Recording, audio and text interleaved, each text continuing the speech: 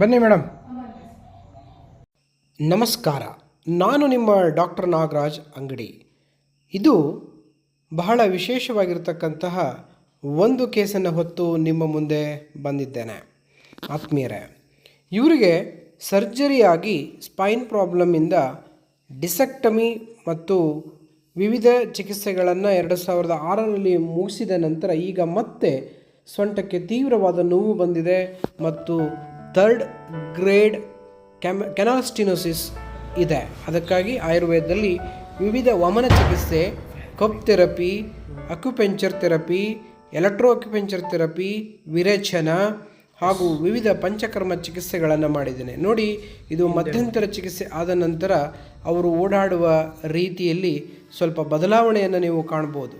ಮೊದಲನೇ ವಿಡಿಯೋದಲ್ಲಿ ತುಂಬ ಒಂದು ಕಡೆ ವಾಲಿ ನಡೆಯುತ್ತಿದ್ದಾರೆ. ಈಗ ನೋಡಿ, 30 ದಿನದ ಚಿಕಿತ್ಸೆ ನಂತರ ಹೇಗೆ ನಡೆಯುತ್ತಾರೆ ಎನ್ನುವುದನ್ನು ನೀವು ಗಮನಿಸಿ. ಅವರು ನಡೆಯುವುದರಲ್ಲಿ ನೇರವಾಗಿ ಮತ್ತು ಯಾವ ಕಡೆ ವಾಲದನೆ ಖುಷಿಯಿಂದ, ಮನಸ್ಸಿಗೆ ಸಂತೋಷದಿಂದ ಆರೋಗ್ಯವಂತರಾಗಿ ನಡೆಯುತ್ತಿರುವ ಒಂದು ವಿಶೇಷವಾಗಿರ್ತಕ್ಕಂತಹ ವೀಕ್ಷಣೆ. ನಿಮಗೆ ತೊಂದರೆ ಅಂತಂದರೆ, ಈಗ ಸೊಂಟದಲ್ಲಿ ನೋವು ಪ್ರಾರಂಭವಾಗಿ ಕಾಲು ಜೊತೆಗೆ ಎಳ್ತಾ ಬರುವಂಥದ್ದು, ಜೊತೆಗೆ 10 ನಿಮಿಷನೂ ಕೂಡ ನಿಂತ್ಕೊಳ್ಳೋಕ್ಕೆ ಓಡಾಡೋಕ್ಕೆ ಆಗ್ತಾ ಇರಲಿಲ್ಲ ಅಂಥೇಳಿ ಬಂದಿದ್ರಿ. ಆದರೆ ನೀವು 2006ನೇ ಇಸ್ವಿಯಲ್ಲಿ ಡಿಸೆಕ್ಟಮಿ ಮತ್ತು ನ್ಯೂಕ್ಲಿಯೋಪ್ಲಾಸ್ಟಿ ಅಂಥೇಳಿ ಟ್ರೀಟ್ಮೆಂಟ್ ನಿಮಗೆ ಮಾಡಿದ್ರು. ಸ್ಪೈನ್ ಸರ್ಜರಿ ಆಗಿತ್ತು. ಈಗ ಸರ್ಜರಿ ಆಪ್ಷನ್ ಇತ್ತು, ಜೊತೆಗೆ ನಡೆದಾಡೋಕ್ಕೆ ಕಷ್ಟ ಆಗ್ತಿತ್ತು. 10 ನಿಮಿಷ ನಿಲ್ಲಕ್ಕಾಗ್ತಿರಲಿಲ್ಲ, ಕೂರೋಕ್ಕಾಗ್ತಿರಲಿಲ್ಲ. ಹಾಗಾಗಿ ಕೆಲಸ ಬಿಟ್ಟು ಆಯುರ್ವೇದ ಅಥವಾ ಆಲ್ಟರ್ನೇಟಿವ್ ವೈದ್ಯಕೀಯ ಪದ್ಧತಿಯಲ್ಲಿ ಏನಾದರೂ ಚಿಕಿತ್ಸೆ ಇದೆ ಅಂತೇಳಿ ಹುಡುಕುವಾಗ ನ್ಯಾಚುರೋಪತಿ ಅಥವಾ ಅಕ್ಯುಪಂಕ್ಚರು, ಅಕ್ಯುಪ್ರೆಷರು, ಜೊತೆಗೆ ಕಪ್ ಥೆರಪಿ, ಆಯುರ್ವೇದದಲ್ಲಿ ಹೇಳಿರ್ತಕ್ಕಂಥ ಸುಮಾರು ಥೆರಪಿಗಳನ್ನು ನಾವು ಮಾಡಿ, ಪಂಚಕರ್ಮ ಚಿಕಿತ್ಸೆಗಳನ್ನು ಮಾಡಿ ಈಗ ಚಿಕಿತ್ಸೆ ಮುಗಿದಿದೆ. ಸುಮಾರು 2 ಹಂತದಲ್ಲಿ ಚಿಕಿತ್ಸೆ ಮಾಡಿದ್ದೀನಿ. 1 ತಿಂಗಳಾಗ್ತಾ ಬಂತು. ನಡೆಯೋ ಮುಂದೆ ಕೂಡ ಗೇಟ್ ನಿಮ್ಮದು ಒಂದು ಕಡೆ ವಾಲಿ ಬಾಡಿ ನಡೀತಕ್ಕಂಥ ಒಂದು ಸ್ಥಿತಿಯಲ್ಲಿ ಈಗ ಹೇಗಿದೆ? ಯಾಕೆಂತಂದರೆ L4 L5ಅಲ್ಲಿ ಸಿವಿಯರ್ ಫೋಕಲ್ ಡಿಸೆಕ್ಟಮಿ ಆಗಿ ನಿಮಗೆ ಗ್ರೇಡ್ 3rd ಕೆನಾಲ್ ಸ್ಟಿನೋಸಿಸ್ ಇದೆ. ಆ ನಂತರ L4 L5ಅಲ್ಲಿ 4.9 ಡೈಮೆನ್ಷನ್ ಇದೆ. ಇರುವಾಗ ನಮ್ಮಲ್ಲಿ ಚಿಕಿತ್ಸೆ ಈಗ ಮುಗೀತು. ಸುಮಾರು 1 ತಿಂಗಳಿಂದ ಚಿಕಿತ್ಸೆ ಮುಗೀತು. ಒಟ್ಟಾರೆಯಾಗಿ ನಿಮ್ಮ ಎಲ್ಲ ಅನುಭವಗಳನ್ನು ಆರೋಗ್ಯ ಆಕಾಂಕ್ಷಿಗಳ ಜೊತೆ ಹಂಚ್ಕೋಬೇಕು ಅಂತ ಕೇಳ್ಕೊತೀನಿ. Thank you doctor. ಆ್ಯಕ್ಚುಲಿ ಈ ಥರ ನನಗೊಂದು ಟ್ರೀಟ್ಮೆಂಟ್ ಕೊಟ್ಟು ಈ ಮಟ್ಟಕ್ಕೆ ನಾನು ನಡೀಲಿಕ್ಕೆ ನನಗೆ ಹೆಲ್ಪ್ ಮಾಡಿದ್ದಕ್ಕೆ. ಸೊ ನೀವೇ ಹೇಳ್ದಂಗೆ ನನಗೆ 18 ಇಯರ್ಸ್ ಆಗಿತ್ತು ಆಪ್ರೇಷನ್ ಆಗಿ, ಮತ್ತು ಪುನಃ ಬ್ಯಾಕ್ ಪೇನ್ ಮತ್ತು ಕಾಲು ನೋವು ತುಂಬಾ ಪ್ರಾಬ್ಲಮ್ ಆಗಿತ್ತು. ಆಪ್ಷನ್ ಇತ್ತು, ಒಂದು ಆಪ್ರೇಷನ್ ಮಾಡಿಸ್ಕೊಳ್ಬೇಕಿತ್ತು, ಇಲ್ಲಾಂದರೆ ಆಲ್ಟರ್ನೇಟಿವ್ ಮೆಡಿಸಿನ್ ಹೋಗಬೇಕಾಗಿತ್ತು. ಸೊ ನಾನು ಆಯುರ್ವೇದಿಕ್ನ ಚೂಸ್ ಮಾಡಿದೆ. ಸೊ ಆಲ್ಮೋಸ್ಟ್ 1 ಮಂತಿಂದ ನನಗೆ ಟ್ರೀಟ್ಮೆಂಟ್ ನಡೆದಿದೆ. ಎಲ್ಲ ಮಸಾಜ್ ಥೆರಪಿ ಇರ್ಬೋದು, ಕಟಿ ಬಸ್ತಿ, ಅಭ್ಯಂಗ ಅವೆಲ್ಲ ನಡೆದಿದೆ, ಬಸ್ತಿ ಎಲ್ಲನೂ.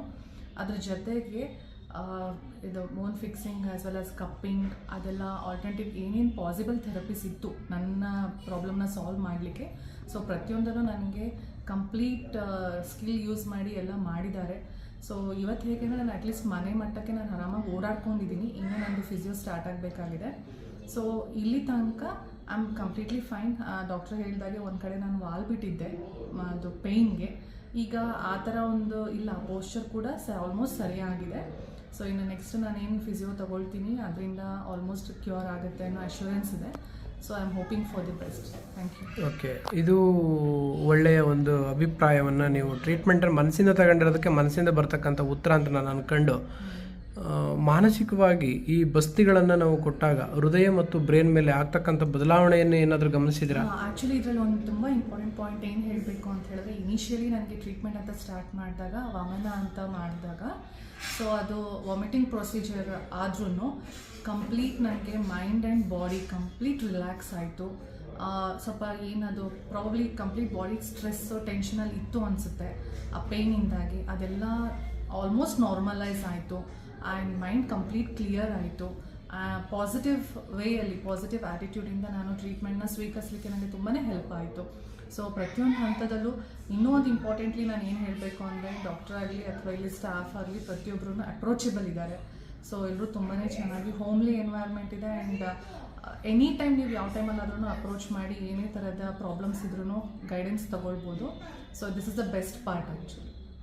Thank you. ಸೊ ನಿಮ್ಮಲ್ಲಿ ಆಗಿರ್ತಕ್ಕಂಥ ಬದಲಾವಣೆಯನ್ನು ನೀವು ತುಂಬ ಸೂಕ್ಷ್ಮವಾಗಿ ಗಮನಿಸಿ ನಿಮ್ಮ ಅಭಿಪ್ರಾಯವನ್ನು ತಿಳಿಸಿದಿರಿ. ಇದರಿಂದ ಬೇರೆಯವರು ಸಹ ಈ ಥರದ ತೊಂದರೆಯಿಂದ ಬಳಲ್ತಿದ್ದವ್ರಿಗೆ ಏನೂ ಆಪ್ಷನ್ ಇಲ್ಲ, ಸರ್ಜರಿನೇ ಮಾಡಿಸ್ಕೋಬೇಕು ಅನ್ನುವ ಒಂದು ನಿರ್ಧಾರವನ್ನು ಇರ್ತಾರೆ. ಆದರೆ ಅವರಿಗೆ ಸರ್ಜರಿ ಮಾಡಿಸ್ಕೊಳ್ಳೋ ಒಂದು ಬೇಜಾರಿರುತ್ತೆ, ಮಾಡಿಸ್ಕೊಳ್ಳೋದು ಬೇಡ ಅಂತ. ಆದರೆ ಆಪ್ಷನ್ ಇರೋದಿಲ್ಲ. ಅಂಥವ್ರಿಗೆ ಈ ನಿಮ್ಮ ಒಂದು ದೃಷ್ಟಾಂತ ಅನುಕೂಲ ಆಗುತ್ತೆ ಅನ್ನೋ ಒಂದು ಭಾವನೆಯಿಂದ ನಿಮ್ಮ ಒಂದು ಒಪಿನಿಯನನ್ನು ನಾವು ಸಾರ್ವಜನಿಕವಾಗಿ ಬಳಸ್ಕೊಂಡಿದ್ದೀವಿ. ಆ್ಯಕ್ಚುಲಿ ಸರ್ಜರಿಗಿಂತನೂ the best option is alternative. ಇಲ್ಲಿ ತನಕ ಹೆಚ್ಚು ಪ್ರಚಲಿತವಾಗಿಲ್ಲ ಆ್ಯಕ್ಚುಲಿ ಹೇಳಬೇಕಂದ್ರೆ. ಈಗ ನ್ಯಾಚುರೋಪತಿ ಇರ್ಬೋದು, ಆಯುರ್ವೇದ ಇರ್ಬೋದು, ಅಥವಾ ಬೇರೆ ಥರದ ಯುನಾನಿ ಮೆಡಿಸಿನ್ಸ್ ಇರ್ಬೋದು. ಸೊ ಅಷ್ಟು ಫೋಕಸ್ಡ್ ಆಗಿಲ್ಲ. ಬಟ್ ಐ ಟೆಲ್ ಯು, ಇದು ಖಂಡಿತವಾಗಿ ತುಂಬಾ ವರ್ಕ್ ಆಗುತ್ತೆ. ಸ್ವಲ್ಪ ಡಿಲೇ ಆದ್ರೂ 100% will get a proper result. Just go for these kind of medicines. Thank you. ಏನು ಅಂತಂದರೆ ಆಯುರ್ವೇದ ಏನು ಹೇಳುತ್ತೆ ಅಂತಂದರೆ, ಒಂದು ರೋಗವನ್ನು ಗುಣಪಡಿಸೋದಲ್ಲದೆ ದೇಹವನ್ನು, ಮನಸ್ಸನ್ನು ಮತ್ತು ನಮ್ಮ ಇಂದ್ರಿಯಗಳಿಗೆ ಒಳ್ಳೆಯ ಶಕ್ತಿಯನ್ನು ನೀಡ್ತಾ ರೋಗವನ್ನು ಗುಣಪಡಿಸ್ತೀವಿ ಅಂತ ಹೇಳೋ ಸಿದ್ಧಾಂತ ಆಯುರ್ವೇದದ್ದು. ಅದಕ್ಕಾಗಿ ಸ್ವಸ್ಥಸ್ಯ ಸ್ವಾಸ್ಥ್ಯರಕ್ಷಣಂ ಆತುರಶ ವಿಕಾರ ಪ್ರಶಮನಂ ಅಂಥೇಳಿ ಆಯುರ್ವೇದದಲ್ಲಿ ಹೇಳ್ತಾರೆ. ಆರೋಗ್ಯವಾಗಿ ಇರೋರನ್ನು ಆರೋಗ್ಯವಾಗಿ ಕಾಪಾಡ್ಕೊಳ್ಳೋದ್ರ ಜೊತೆಗೆ, ಆರೋಗ್ಯ ತಪ್ಪಿದವರನ್ನು ಆರೋಗ್ಯ ನೀಡೋದ್ರ ಜೊತೆಗೆ ಅವರಿಗೆ ಆರೋಗ್ಯವಂತರನ್ನಾಗಿ ಮಾಡುವ ಮೂಲ ಉದ್ದೇಶವೇ ಆಯುರ್ವೇದದ್ದಾಗಿದೆ.